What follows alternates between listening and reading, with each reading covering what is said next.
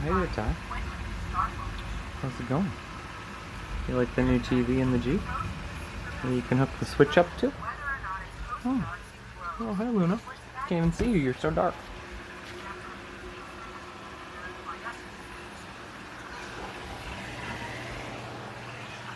Little Dinky?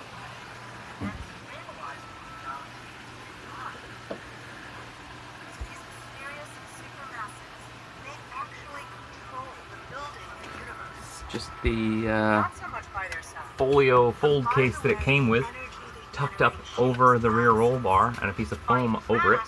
And then I've got two of these Velcro stretchy bands.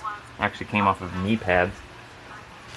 There were these. Wow, that aperture had some fun. They came off of those. So those worked really well.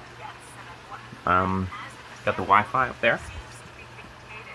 And the big dog down there. And then the TV's up here. It's all wired in. It comes down through the roll bar. This is my little juncture box, so I got the Wi-Fi. And then these ACs plug into the little Rock Pals unit here. I'm going to mount both of those, so that'll be finalized. But this gives you the ability now to have the switch plugged in, or I have a Fire Stick plugged in, so I'm watching Netflix. I have Hulu on there and YouTube and all that silly stuff too. I also have a 2-port HDMI switch. It was like $5 on Amazon. And this little thing over here,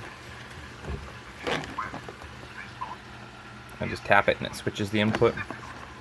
So I can run a second one.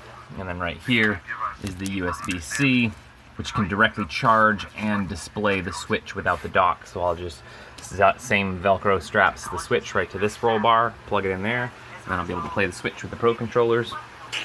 I have a little bit of entertainment on the go. That's the update, and with some dogs ready for adventure.